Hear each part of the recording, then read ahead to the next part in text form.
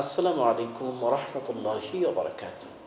সম্মানিত দর্শক শ্রোতামণ্ডলী, দেশে প্রবাসে যে যেখান থেকে আমাদের রমজান কারিমের ধারাবাহিক এই অনুষ্ঠানটি দেখছেন, আপনাদের সবাইকে জানাচ্ছি আন্তরিক মোবারকবাদ।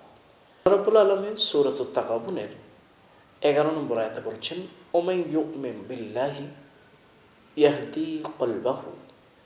যদি কোনো ব্যক্তি আল্লাহর উপরে ঈমান আনে, বিশ্বাস স্থাপন করে, আল্লাহ তার অন্তরকে হেদায়েতের রাস্তায় তুলে দেন। এই জন্য আমরা আমাদের অন্তরগুলোকে হেদায়েতের রাস্তায় রেখে দেওয়ার চেষ্টা করি। আল্লাহর হাবিব সাল্লাল্লাহু আলাইহি ওয়াসাল্লাম বলেছেন, যেটি সহিহ বুখারীর শুরুতে এসেছে, ইন্নামাল আ'মালু বিন্নিয়াত। প্রতিটি মানুষের কাজ কিন্তু তার নিয়তের উপরে নির্ভর করে। সুতরাং আমরা আমাদের নিয়তকে পরিশুদ্ধ করি, আমাদের অন্তরটাকে ইখলাস যুক্ত অন্তর করে নেই। যে অন্তরে আল্লাহর প্রতি একনিষ্ঠতা, একাগ্রতা থাকে, তেমন একটি অন্তর আমরা তৈরি করে নিই। আমাদের অন্তর যেন সবসময় এমন হয় যে আমরা শুধুমাত্র আল্লাহর জন্যই রোজা রাখছি। তাই কিন্তু হয়, আমরা আল্লাহর জন্যই কিন্তু রোজা রাখি, এবং আমরা চাইলে গোপনে আমরা পানি খেতে পারি, আমরা পানাহার করতে পারি, কিন্তু আমরা পানাহার করি না। আল্লাহর সন্তুষ্টির জন্য আমরা এগুলো থেকে বেঁচে থাকি। সুবহ সাদেক থেকে শুরু করে সূর্যাস্ত পর্যন্ত আমরা পানাহার কামাচার থেকে নিজেদেরকে বিরত রাখি।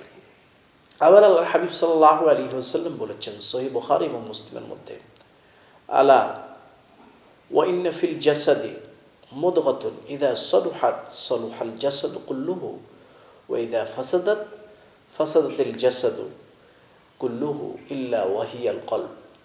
রাসূল সাল্লাল্লাহু আলাইহি ওয়াসাল্লাম বলেছেন যে মানুষের একটা অন্তর রয়েছে, এটা হলো আল্লাহর কাছে একটা গুরুত্বপূর্ণ জায়গা। যে অন্তরটা একটা গোশতের টুকরা, নরম গোশতের টুকরা। এই অন্তরটা যদি পবিত্র হয়, তাহলে মানুষের সমস্ত শরীরটাই পবিত্র। এজন্য রোজা হলো অন্তরের রোজা। অন্তরের রোজা আমাদের রাখার প্রয়োজন। তাহলে তোমার সমস্ত জাসাদ, মানে সমস্ত শরীরটাই তার পবিত্র হয়ে যায়। আর যদি অন্তরের মধ্যে বিশৃঙ্খলা তৈরি হয়, অন্তরের মধ্যে এমন চিন্তা থাকে যে আমি মানুষকে দেখানোর জন্য আমলটি করছি, রিয়া, তাহলে কিন্তু আপনার রোজাটি হবে না, আপনার রোজা ফাসাদাত হবে, এবং আপনার অন্তরটা কিন্তু বিপদগ্রস্ত হবে। আর রাসূল সাল্লাল্লাহু আলাইহি ওয়াসাল্লাম বলেছেন, সেই যে গোশতের টুকরাটা, সেটা কি? আলা ওয়াহিয়াল কলব, সেটাকে বলা হয় কলব, অন্তরের রোজা। এই জন্য আমরা অন্তরের রোজার ক্ষেত্রে গুরুত্বপূর্ণ ভূমিকা রাখি।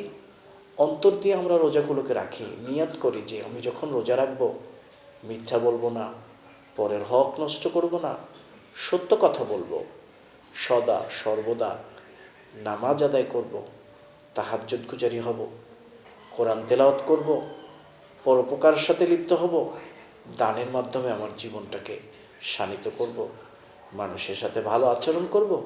রমজান যেন আমাদের অন্তরকে কলুষমুক্ত হওয়ার সুন্দর একটি ইখলাসযুক্ত অন্তর হতে পারে। আল্লাহ আমাদেরকে তেমন মুত্তাকি বান্দা হিসেবে কবুল করুন, আমিন। আখির দাওয়ানা আলহামদুলিল্লাহি রাব্বিল আলামিন।